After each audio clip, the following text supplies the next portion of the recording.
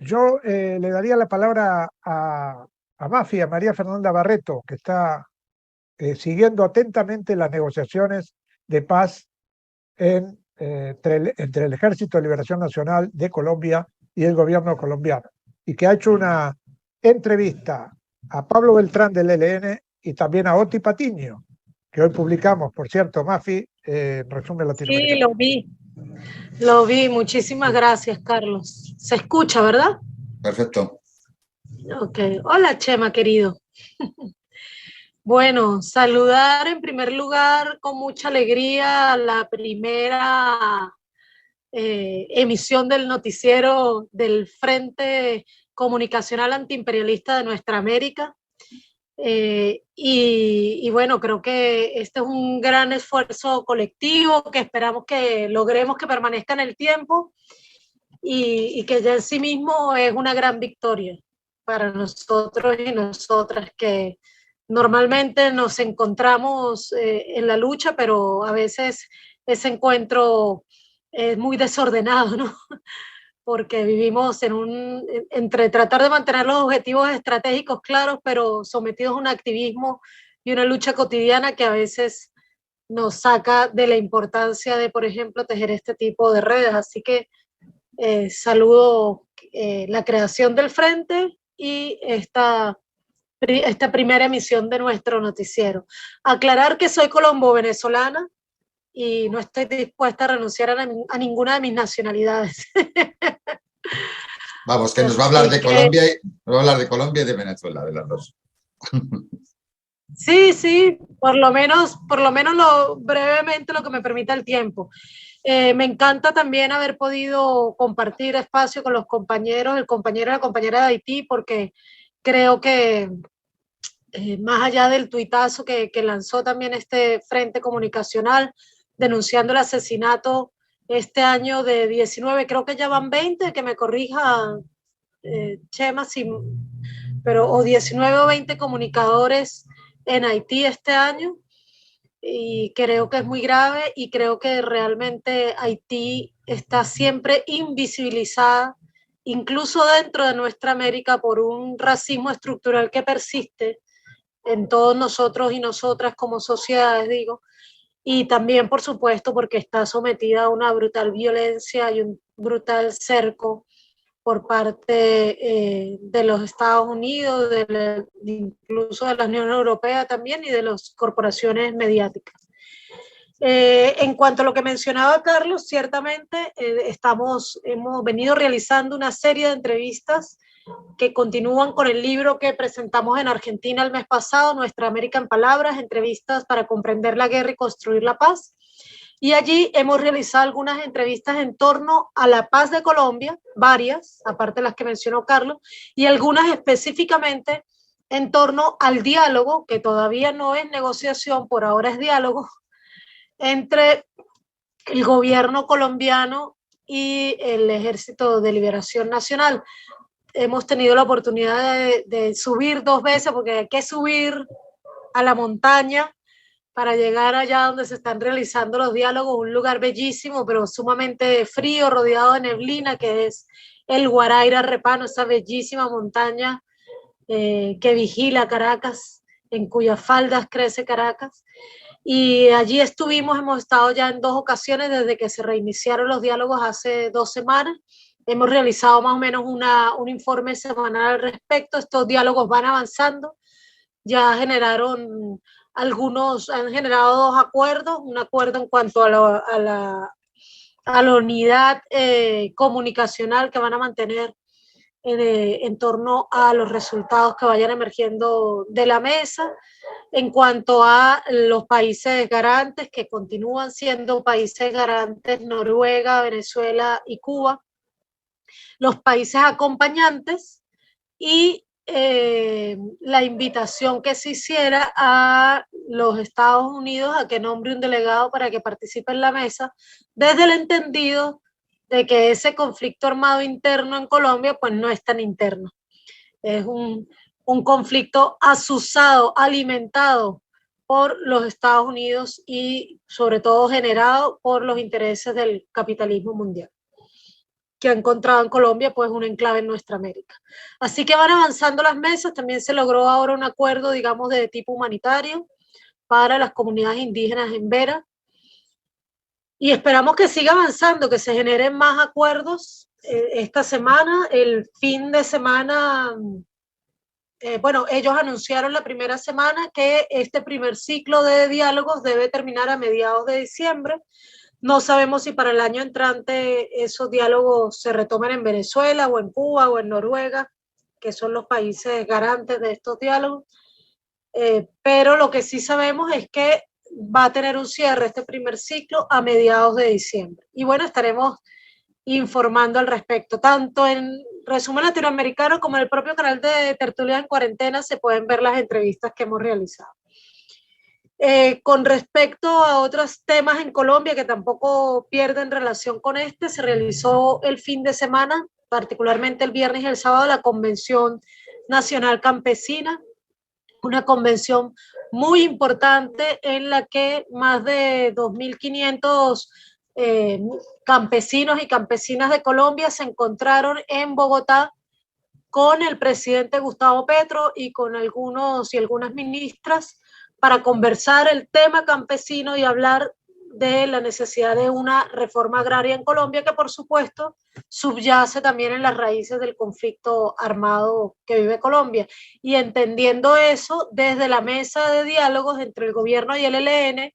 ambos jefes de delegaciones, es decir, Oti Patiño como jefe de la delegación del gobierno colombiano y Pablo Beltrán como jefe de delegación del ELN, convocaron a esta convención nacional a que eligiera un grupo de personas que pudiera representarles para participar en esta mesa de diálogos. Por otro lado, tuvimos ayer una tertulia que espero que hayan podido ver, y si no, aún está a tiempo de verla, sobre los presos y presas del levantamiento popular en Colombia que continúan en las cárceles. Esa tertulia de ayer estaba montada desde antes, pautada pues, desde antes que el presidente Petro emitiera declaraciones anunciando que va a nombrar gestores de paz a los jóvenes y las jóvenes que están aún presos por este levantamiento popular, porque ese fue el único mecanismo que quedó en la ley de paz total posible como para concederles libertad, ya que paz total pues, fue rechazada por la oposición en el Congreso.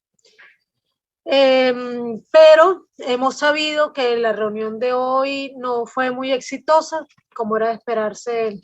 La fiscalía no se presentó. Sabemos que tenemos un fiscal absolutamente uribista que se opone a este tipo de medidas, que ya anda diciendo que esa libertad solo se puede dar si no han cometido ningún delito, y la verdad es que sabemos que la fiscalía armó un montón de expedientes contra jóvenes en Colombia, que según entendimos ayer están entre los 100 y 200 personas que están presos y presas por este levantamiento popular. Y en esos casos que les levantó, bueno, los ha imputado de las cosas más terribles, incluso secuestro, terrorismo, concierto para delinquir. Entonces, si la fiscalía insiste en poner tantas trabas al perfil de las personas que puedan beneficiarse de este nombramiento como gestores y gestoras de paz, pues seguramente serán apenas 1 o 2 quienes podrán salir, y estamos hablando de centenares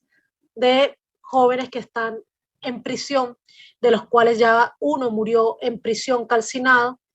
y bueno, y que estamos pues esperando que el gobierno de Colombia pues encuentre la vía para cumplir su promesa, satisfaciendo los requerimientos y las exigencias de los familiares y también de quienes entendemos que estos jóvenes presos son nuestros héroes y heroínas, porque es gracias a esa dignidad y a esa valentía que ellos tuvieron en las calles de Colombia, que bueno, que volvimos a a levantar nuestro ánimo y nuestra esperanza, y además también fueron definitivos en la posibilidad que se pudiera sacar al uribismo del poder, e incluso también en la posibilidad que se eligiera un gobierno de tinte progresista como es el gobierno del Pacto Histórico. Por otro lado, bueno, en relación a Venezuela, estas semanas que pasaron, digamos, lo más importante han sido estos diálogos con la oposición, entre la oposición y el gobierno venezolano, que generaron algunos acuerdos, sobre todo en torno a los recursos que Venezuela tiene retenidos. Sin embargo, bueno, han sido pequeños acuerdos, pero esperamos que en ellos se siga avanzando. Recordemos que Venezuela tiene más de 30.000 millones de dólares retenidos de distintas maneras, empezando por un oro, que yo estoy convencida de que ya no existen las bóvedas del Banco de Inglaterra, cuentas en Portugal, y así, aparte de bienes confiscados, o mejor dicho, robados, como Citgo, o como monómeros que ya fue devuelto al Estado venezolano por el nuevo gobierno colombiano, pero que antes de ser devuelto fue saqueado y endeudado groseramente, digamos, esta empresa. Se autorizó, los Estados Unidos autorizó entonces a Chevron a que viniera a Venezuela a retomar, digamos, algunos de los contratos que tenía, y eso ha sido muy interesante para Venezuela. Sin embargo, allí hay algunos bemoles porque aunque, digamos, esa venta va a generar ganancias para Venezuela, en la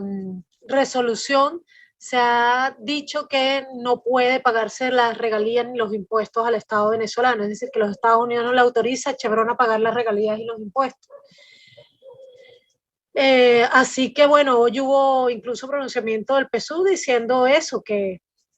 si se lo van a, si, petróleo, que se lleven petróleo, porque también tendrían que pagar las regalías y los impuestos, más allá del valor que tienen que pagar específicamente por ese petróleo, que al parecer eso sí está garantizado, ¿no? Sin embargo, estamos atentos y atentas a seguir viendo cómo se desarrolla esta noticia para poder entender mejor hasta dónde llega esa autorización que se emitió a Chevron. Pero por el momento, bueno, estamos optimistas en que eso ayude de algún modo a la obtención de divisas que tanta falta nos hace como país, dado que, según ha dicho el presidente Maduro, después de esta orden ejecutiva de Obama en la que se nombró a Venezuela amenaza inusual y extraordinaria para la seguridad interna. Me gusta siempre enfatizar eso, porque eso habla de la visión colonialista de los Estados Unidos sobre nuestra América. Dice que amenazamos su seguridad interna. Pues después de eso se fueron endureciendo las medidas económicas, las medidas coercitivas unilaterales contra el país, y las ventas petroleras cayeron de un 99%. Y un 99% es casi una muerte absoluta, ¿no? Sin embargo, bueno, hemos logrado sobrevivir. Y ahí va el último punto de lo que quería tocar hoy con respecto a Venezuela. Hemos logrado sobrevivir, obviamente, porque la revolución bolivariana, que por cierto mañana se cumplen 24 años del triunfo electoral del presidente Chávez, del primero de muchos, de todos modos, hemos logrado resistir porque esta revolución bolivariana pues realmente tiene el poder, no solamente tiene el poder político y el poder económico que lo ha tenido a pesar de todo el bombardeo y la guerra económica contra Venezuela, el poder militar también a pesar de todos los ataques y uno que otro traidor que pueda haber emergido, pero que mayoritariamente está ahí, la Fuerza Armada Nacional Bolivariana respaldando el proceso revolucionario en Venezuela, pero sobre todo se ha sostenido por el poder popular, por un fuerte poder popular que continúa aquí a pesar de la metralla, porque realmente no ha sido fácil, máximo cuando esta guerra híbrida contra Venezuela ha sido también una guerra psicológica, cultural y mediática, que ha traído como consecuencia un aumento en la despolitización del pueblo. Pero ahí hay un poder popular que resiste y precisamente en este momento se están actualizando las leyes del poder popular en Venezuela. Es un llamado que ha hecho el presidente Maduro, pero también un clamor que surge después de la Asamblea Nacional Constituyente que se convocó en el 2017. Ese clamor de las comunas, de los comuneros, del poder popular en general, de los consejos comunales y otras instancias del poder popular, pues se refleja en que hoy estemos discutiendo las leyes del poder popular y, contrario a lo que alguna gente, a la angustia que se ha generado en alguna gente, sobre todo por las declaraciones de la oposición, que pretende aprovechar que estamos revisando las leyes para desconocerlas, para tratar de disminuir en ellas el contenido de, digamos, de verdadero poder que se reconoce en el pueblo en estas leyes. Contrariamente a eso, el bloque de la patria, digamos, el bloque legislativo que representa a la Revolución Bolivariana, que es amplia mayoría, pues está dedicado y dedicada a un proceso de recolección de aportes de las comunidades, de los consejos comunales, de las comunas y de todas las organizaciones del poder popular sobre cuáles son los artículos que deben reformarse en esas leyes, pero siempre con la visión de que el objetivo es profundizar el poder popular. Se están revisando precisamente porque muchas de ellas vienen ya de hace 15, 16 años y en la práctica pues se han ido quedando atrás con respecto a la realidad, y lo que se está procurando es que ahora, por ejemplo, que hay tantas comunas que no existían cuando, por ejemplo, se creó la ley de los consejos comunales, entonces haya realmente mecanismos de integración entre todos los organismos del poder popular, que haya menos trabas para que ese poder popular sea realmente poder y que de ningún modo se burocratice. Imagínate que, por ejemplo, hoy una de las cosas que plantearon los diputados y diputadas es que en la ley de los consejos comunales se hablaba del Ministerio de las Comunas como un organismo rector de esas instancias del poder popular, y ahora se quiere cambiar por un organismo acompañante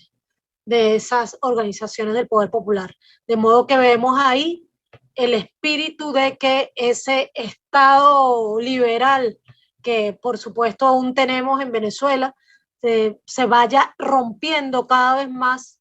para dar paso a la construcción del Estado comunal, que es pues el objetivo estratégico de la Revolución Bolivariana.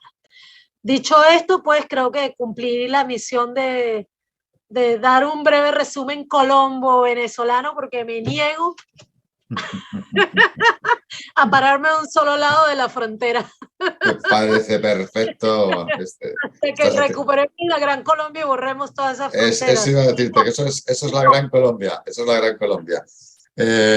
Oye, por cierto, el poder popular y esa alianza cívico-militar tan sólida que sigue manteniendo Maduro con ese liderazgo de esta revolución bolivariana. Importantísimo. Claro que sí, en la cual la milicia bolivariana, Chema, es el eslabón perfecto en esa alianza cívico-militar policial que hay en Venezuela. Genial.